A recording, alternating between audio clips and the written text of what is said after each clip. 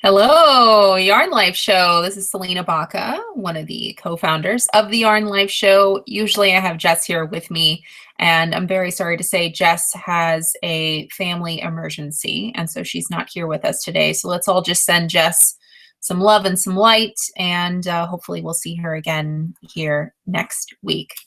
So today's show, the subject is all about preparing for your next or your very first craft show like a pro.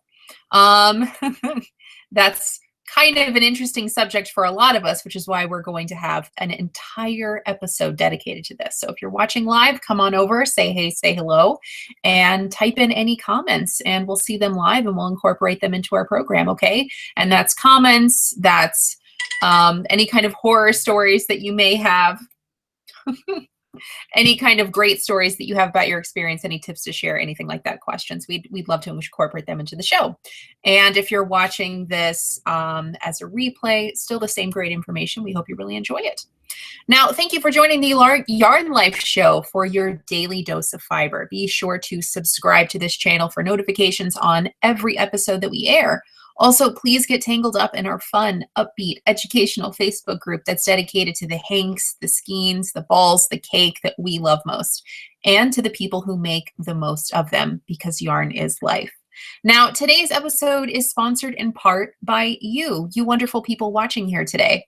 So please check out our Yarn Life swag shop to pick up a token tee, a token tote, or a token mug today, because every purchase that you make there not only gives you some really great swag, some really great products that you're going to love, it's also going to help us to create more great episodes and bring on more amazing guests. You can find our shop link in the show notes section today. Hey, Time to Crochet. Great to see you here. Now, today's show is episode 8. Can you believe we've been doing this for 8 episodes already? I can't believe it. Today's episode 8, is a topic that most of us either have huge success stories in or really horrible, tragic, heartbreaking accounts to share. Now, we've talked about craft fair vending a lot in all of our different platforms, and we're bringing it to our channel today because it really is an important topic. And again, this topic has sparked interest across all of our platforms. And every single time we talk about this, it typically brings in a really big crowd. Now, why does it bring in a huge crowd? Well, it's a tangible marketplace. Craft fairs and craft shows, they're tangible. It's one where you can meet strangers face to face, and you're ultimately there to see whether or not they like your work enough to buy. Now, craft fairs are situations where we make ourselves, we make our craft, we make our careers, our love and commitment to yarn vulnerable to strangers. And that can be really intimidating if you don't have a lot of experience in a tangible marketplace. So here in this episode today, I'm going to share some uplifting advice, maybe a horror story or two, and some of my tips to make your next or very first craft fair experience a great one. Time to Crochet is here, and she says, really want to try a craft fair, just unsure. Well, hopefully after this show, it'll give you a little bit of tips, a little bit of confidence to do just that. So today's show is going to be broken into 3 parts. And those parts are going to be some questions that you should define before you commit to a craft fair, some questions that you should ask, some questions that you consider instead of just jumping into them. Another question people ask that really is an entire section on this show too is, what should I bring? What should I sell? And we're going to end this with, what do you need to bring to prepare? What are some things that once you decide to do a craft fair, what should you bring so that you can really feel like you're prepared and successful? And then we're going to end this episode today with some tips for success.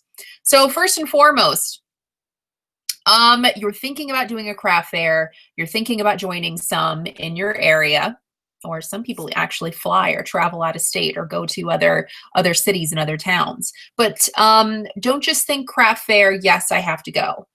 There's a lot of questions that you should ask to make sure that it's going to be a good platform, a good situation for you. So think about things like, what is the booth fee? How much would you have to sell to make that up? That's a huge question. Just here locally in my area, there are a lot of craft fairs and craft shows and things like that. But no two craft fairs are alike. No two craft fairs are the same. And there are some here to where just the booth fee alone is hundreds of dollars.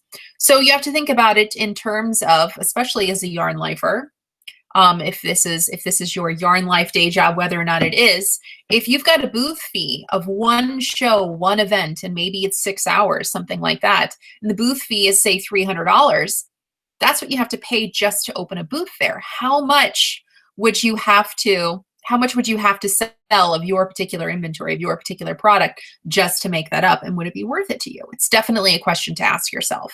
So definitely, and I should say, don't think that just because the booth fee is very high, that it means you're going to get some kind of phenomenal turnout and you're guaranteed a certain paycheck, because you're not. You're never guaranteed anything at a craft fair. It's always just a gamble. Because it's very low, that maybe that's the category you fit in, because it's not necessarily true. So just because a craft fair, the entry fee is only 25 bucks, don't think, well, I've never done one before, I guess this is where I have to start out. Maybe that's true, but don't necessarily put yourself in that place. Time to crochet. I never know how much to bring. We're going to talk about that in just a minute. And she says, yep, yarn is my full-time job, as it is for so many of us. It really is. Another question to ask yourself before you commit is, what is the demographic? Think about who's going to attend this kind of event. What are they shopping for? What other vendors are attending? Now, a lot of times there are event coordinators, and you can ask them these very specific questions. And sometimes these event coordinators do a really good job of making sure there aren't too many crocheters, there aren't too many people selling candles, there aren't too many people having knit products, which can be good or bad. You just never know. Typically, whenever I'm a crocheter, so when I go to craft fairs, if I'm in a demographic that's really minimizing the crochet, that could or could not be a great thing, because maybe we all make different things. Maybe we all make the same things. I went to a craft fair once, and it was kind of a smaller event, but it was at a high school, and it was in the front office, and it was also in the gym. And there were probably, I'd say maybe 50 vendors there. And there were 4 crocheters there. And guess what? They put us all literally in the same area. It was crocheter, crocheter, crocheter, and then across from us, crocheter. I don't mean knit and crocheters. I mean crocheters. So they had 4 crochet booths all put together. And it was kind of odd. So just things to think about. Are there going to be other people there doing or selling your exact same craft? And I also said, who's going to attend this kind of event? What are they shopping for? Not all craft fairs, not all craft markets are created equal. For example, there are very specific themed events sometimes. For example, I went to a Christmas craft market in Texas. And so people are there expecting to do some Christmas shopping. So maybe think about that. Think about Christmas gifts. Do you sell things like that? Are you going to sell holiday themed things? Think about what kind of people are going to be there and be there selling. Sometimes, for example, there are craft fairs, but there's very few handmade crafts. So I've also been to events to where there's a lot of catalog sales. There's a lot of makeup vendors. There's Avon and Arbonne and Mary Kay, and there's Pampered Chef, and there's Taste of Home, and there's Party Light, and there's a lot of things like that. There's a lot of catalog sales. So do you want to be in that kind of environment? Is that the place you want to be in? It's definitely a question to ask yourself.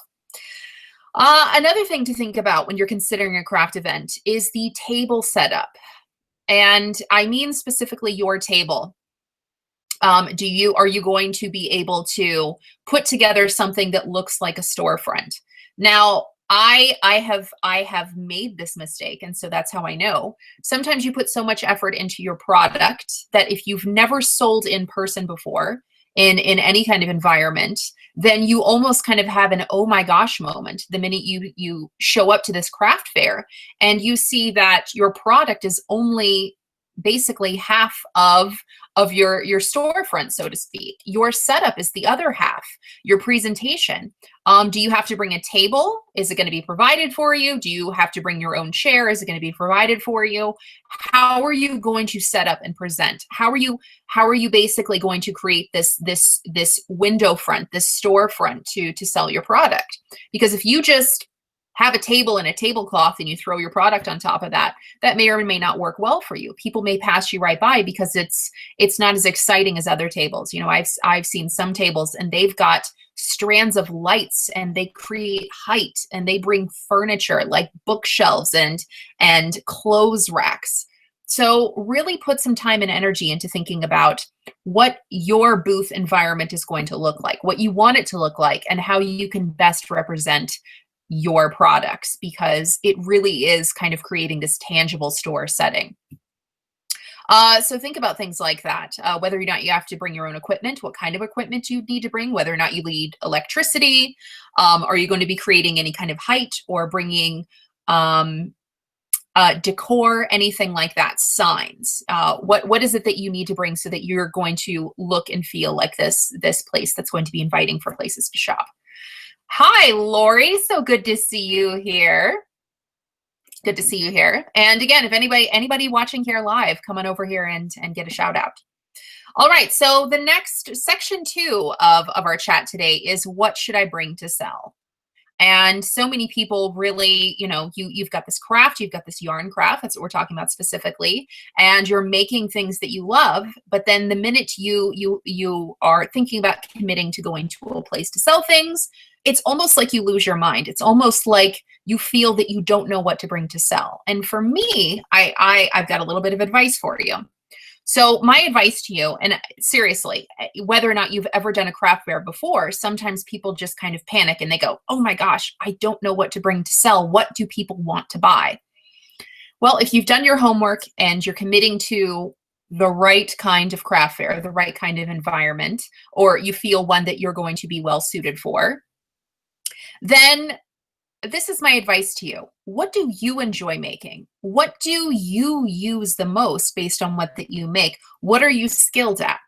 That's going to be what you're going to bring to the table better than anybody else. So if you're only making things and maybe you don't enjoy making them, maybe you're only making them because you think, oh, I'm going to a Christmas craft fair. People are probably going to want to buy Santa hats. And so maybe you crochet 20 Santa hats because you feel like that's what people are going to buy. But if you're not down with it, if you're not wearing one, if you're not excited about it, if that's not something you would normally make and enjoy or wear, then why would anybody else? You may sell one or two, but I wouldn't bank my success on something like that. I just had a chat like this on my own page, my own crochet page earlier this week. And someone asked me, hey, are messy bun hats still popular? I'm going to a craft fair. Should I make some and bring some? And I gave her the same advice. I said, do you like messy bun hats? Do you wear them? Is that something you're jazzed about? Are you going to be excited to make those? And if not, then really kind of rethink that. Maybe that's not something you're going to want to make and bring. Now, when you determine what you enjoy making, because I'm sure that you have something specific that you like making, something that you do use a lot of. Maybe you make a certain kind of hat that you do wear. Maybe you make a certain kind of dishcloth that you love and you use all the time. Whatever it is that you like to make, whatever it is that you like to do that represents yourself, that represents your brand, that represents your personality, that's what you should invest in. That's what you should bring. So a lot of people then say, well, how much should I bring? How many things should I bring? Well, again, kind of ask yourself that booth fee, that entry fee thing all over again, and consider a lot of things. Are you traveling out? How much money is it costing you to invest in this event? How much do you have to make back just to at the very least break even? And that's your booth fee. That's, are you paying for help? Do you have a helper there that you're having to pay for? Did you, spend a full tank of gas just to drive to this place? Did you have to get a hotel room? Is it that far out of town for you? Did you have to buy a lot of extra inventory or yarn or materials, or did you have to buy anything so that you could prepare for this? So tally all that up And think about, again, think about what it's going to take to at least break even on this thing. And then try to make at least that much inventory. Try to, based on whatever it is that you're selling, whatever that is. I'm going to suggest not to over prepare. Not to bring so much inventory, or not to, don't kill yourself for this event. Don't crochet 10 hours a day for 2 months just to, make 100 hats because you feel like, 100 hats, if I sell all these, I'm going to make X amount of money. Don't kill yourself. It should be enjoyable. And then that will be, especially if it's your first one, if you've never done it before, that's going to give you some kind of gauge, that way. Maybe at the very least, if you break even, it's a great experience for you. Did you enjoy it? Did you like it? Did you like the venue? Did you like what you made? How did people respond to it? You're going to get some great feedback. And at the very least, that could be worth more than making a few extra dollars on top of that. So just think about it as experience at the very least. Let's see. Let's talk about, what do you need to bring to prepare? Aside your inventory, because yes, you definitely need inventory, there is a long laundry list of things that you should bring, a checklist. So write this down, or you can join us in our Yarn Life group, because I will definitely post this in the group just so you can have a quick list there. But here are some things that I would not go to a craft fair without, and things that I learned the hard way and have really helped me prepare for future craft fairs. So first and foremost, when you make your inventory, make sure that you price it all before you go. Make little tags for everything, and make sure those tags are attached to every single thing that you're selling. Make sure that you have it attached in a way that shows what it's made out of, in case people have allergies or preferences. Is it merino wool? Is it acrylic? Is it cotton? Whatever it is, make sure that the size is attached. Is it for teenagers? Is it for a 1-year-old? Is it for men? Is it for women? And make sure the price is on there. Okay. So make sure that all of that is individually attached to every single thing that you're bringing. On top of that, have an inventory sheet. So what I like to do is I like to number everything individually. So if I'm having that tag and it's attached to each one of my items, and say I have 50 items, one of those things from 1 to 50, and then I'm going to have an inventory list from 1 to 50, and it's going to list all of those things. Maybe it's a spreadsheet. That's where I like to work. I like to work on spreadsheets. And that way, every single time, if somebody has a question for you, do you have this in another size? That way you can check your inventory sheet. Nope, I only brought 3 of those, and here are the sizes. And that way you can very easily see what you have. And you're not having to dig through your inventory. You can very easily see. But that inventory sheet is also going to help you to see what you've sold. So you can just have a little check mark. If you've discounted things or anything like that, you can make notes next to everything, and that'll help you at the end of the day. So make sure that you definitely have that. Invest that time into putting that together before you go. Next, make sure that you have change. And I mean, like, not quarters and nickels and dimes. I mean, like, change, small bills. I would recommend bringing about $50 worth. You want 1s and 5s. Maybe a few 10s, but I would definitely invest in a lot of 1s and 5s. Also, price your work according to what kind of change you want to give.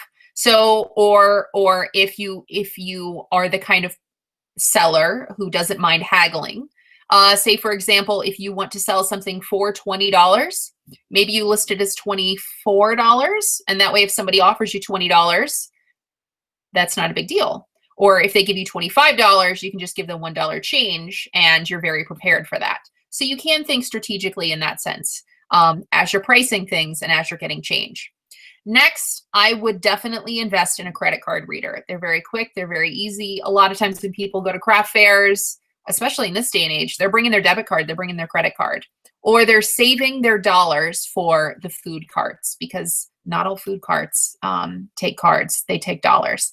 And so a lot of times people are saving their dollars for things like that, for events, for, pictures with Santa, for food, for hot dogs, for drinks, for the vending machine, for small items. So if you have a kind of item that you want people to stop, and maybe it's kind of an impulse buy, or maybe it's a gift idea or something like that, you want them to use their card. So invest in getting a card reader. I like PayPal. I've used PayPal for, probably 15 years. So I'm just very comfortable with them. But Square seems to be equally as popular. And there's a lot of options in between all of those as well. So just do a little bit of research and pick one that works well for you. Hey, Simone, good to see you here. All right, next, make sure you have some kind of bag that people can take their purchase away with.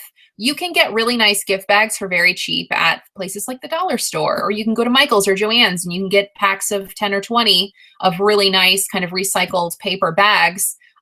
Use their coupons and you can get them for a great price. But that goes into your packaging and the experience. You don't want to hand somebody something in a plastic bag from, the grocery store you go to all the time. It makes people feel really good about how much money they're spending with you, and it makes them kind of justify the price when there's some pretty packaging that goes with it.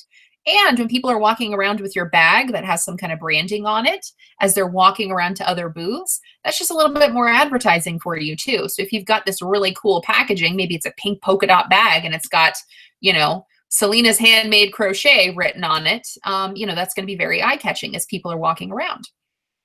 Lori says, who carries cash? A lot of people carry cash, actually, Lori. They really, really do. I promise you. So you want to be prepared. You don't want to miss a sale because you don't have the correct change. And Lori, you're absolutely right. She says, I think people spend more if they can use credit also. I find that to be true, especially since that's what I do. Next, get some kind of business card. You can find really cheap options like on Vistaprint. That's just one option. That's one that I've used a lot. But make sure you have something to give to people who stop at your booth, whether or not they buy anything. They may come back. They may think about you later on. And it's definitely something that, if this is going to be a business for you, maybe it's not a one-time event, you definitely want them to have something that they can come back and find you again later on. Next, if you make things that people can wear, like hats, scarves, ponchos, anything, make sure you have two kinds of mirrors. Make sure that you have a handheld mirror, and that's just for people trying on things, a scarf or a cowl or a hat or something like that. So make sure you have a handheld one and make sure you have a full body mirror. You can get great full body mirrors from places like Home Depot and Target for like $5, maybe even $10. Really, really cheap. So it's a great investment. Have some kind of individually wrapped candy. A lot of times kids will stop at your booth. And if a kid stops at your booth to get a piece of candy, their parents are going to stop. And if their kid is eating candy off of your booth, they're going to feel obligated to at least look at your stuff. So that's definitely a little tactic I like to use. So a lot of the craft fairs that I do around the holidays, and I always have candy canes. They're really cheap. You can buy a lot, and it's candy canes. Everybody loves candy canes. So you'll typically have people stop, and because they're getting something for free off your booth, have them in nice little jars up front. They'll stop and they'll look and maybe they'll buy something because they feel like, oh, this is really nice. I'm glad that, this lady had some free candy here and, maybe I'll stop and look at her stuff. Next, again, if you're making a business out of this, if this is something, maybe you are making things to sell all the time. Maybe you take special orders. Maybe you have a website you want people to visit. Maybe you give lessons in your area. Make sure you have some kind of sign, if you do any of those things, that says, ask me about. A big sign that people can read. For example, I always give lessons locally. And so whenever I'm at a craft fair and I've got all my crochet stuff on my booth, I've got this nice little sign that says, ask me about lessons. And typically people who don't buy from me, maybe they don't buy from me because they're like, I want to learn one day, I want to make this. And I'm like, great, well, you can either buy this from me or you can pay me to take lessons. Here's my business card. So it's a great thing that people can stop and ask you questions about, and maybe they buy things from you right there, or maybe they do the thing that you really want them to do, which is take lessons, get a special order, visit your website, something like that. All right, so next is some tips for success. Things that I've learned the hard way, things that I've seen people doing really well, and things that I've seen people doing just, I just want to go shake them and say, no, you're at a craft fair. So here's some of my tips. And if you guys have any tips, please throw them in the comments if you're watching here live. And if you're watching this on the replay, then throw in your comments as well. And maybe we can all learn something special from this experience. So again, you're at a craft fair, you're at a tangible market, you are making things that represent you and your personality and things that you love. So keep all that in mind as well. Be warm and welcoming.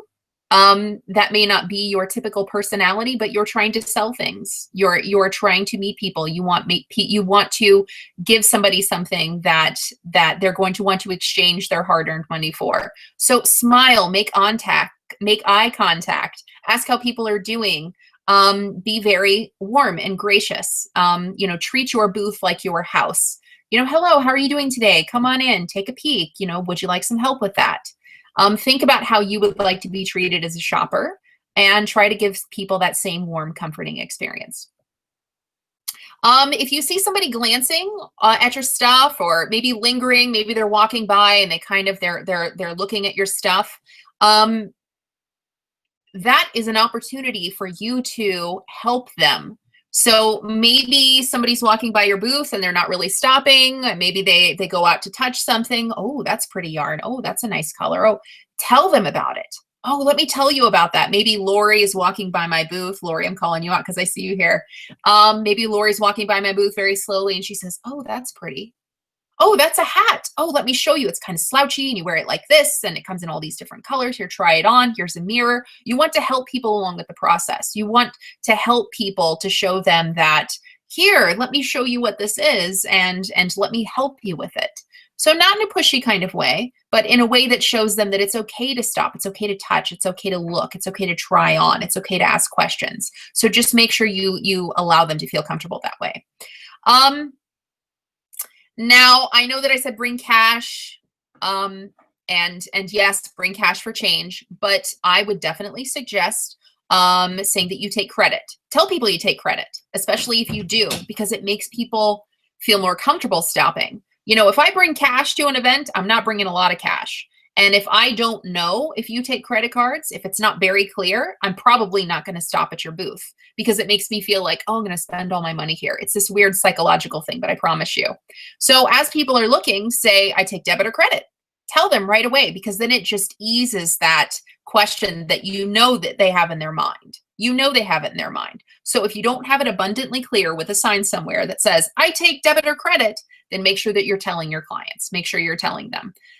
So that it just makes that transaction that much easier. Next is mingle, especially if you have a booth buddy. Okay, if you have a booth buddy, and I've seen so many people make this mistake, you bring someone to help you and you're sitting behind your booth with your friend and you're talking to your friend all day and you're ignoring everyone that's walking by your booth. It's not warm. It's not welcoming. So it's great to bring a booth buddy, but be like, look, we are here to work. And we've got to work this, okay? So I love you and you're my friend, or you're my spouse, or you're my kid, or whoever you are, but we are here to mingle and make this booth an inviting place. So don't get stuck behind your booth chatting with whoever it is that you're chatting with. Get out there and be warm and be welcoming, okay? Next, don't just get out there and mingle with your clients, but get out there and mingle with other vendors. Don't stay at your booth all day. Unless you're so busy that your clients are just kind of coming in and out and you can't get away from your booth, which that's a good problem. But so many times vendors come and they sit behind their booth and they don't talk to anybody and they don't get out and they don't get mingle. And I think that that's a huge mistake, because maybe you find somebody that you make a connection with in your local area. Maybe you find a new great artist that you can work with. Maybe you find a new friend. Maybe you find, maybe you hear about other craft fairs or events. Maybe they want to trade with you. You can make some really great relationships if you get out there and you mingle. And if you're that fun, bubbly, friendly, hey, I'm going to get coffee. Can I get you a coffee too? If you need a restroom break, you want me to watch your booth, we're neighbors, I'll help you out. Be friendly to your neighbors, because that's only going to help you get through the day. And again, it's going to help you make some great partnerships. I shouldn't have to say this, but I have to say this because I see so many people kind of making this mistake. Have fun. You're there to have fun. Make sure you're at least breaking even. Make sure it's a great environment for you. Make sure you're bringing things that, with the intent to sell, but be there to have fun. Sometimes, just as long as you meet some new artists in the community, you can chalk that up as a great craft fair experience, as a really great one, as a good experiment to have tried, as a good experience. Now, the more you network, the more exposure you're going to get, not only to yourself as an artist, but to your brand as well, to yourself as someone in the community who has something to offer. Whew, that was a lot of talking. That was a mouthful. But that, in a nutshell, is our episode today. So if you're watching live, if you have any questions, comments, feedback, let us know, because before we wrap up the show, we've got just a few more minutes. I think I answered the most general questions. You know, should I go to a craft fair? What should I bring to a craft fair? What are some questions that I should ask before I commit to a craft fair? What should I bring to sell? Let's see, how can I prepare for this? And how can I be successful once I'm there? So I hope that that was a good overview. So whether you're thinking about taking on your very first craft show, hopefully this was great advice. And maybe you've had some craft shows in the past and maybe some were successful and maybe some aren't. Hopefully this is a really good outline so that you can ask better questions and feel a little bit more prepared the next one that you consider. And again, if you guys have any experience, throw it in the comments and we'd love to hear that. All right, I don't see any questions, comments, or feedback from our audience, just a lot of comments like who carries cash from Lori. Lori also says hi. And Time to Crochet was saying that this is her full-time job. She said yikes about something that I said, which I'm sure that there were a lot of things that I said that you could say yikes about. But that's it. That's our show in a nutshell.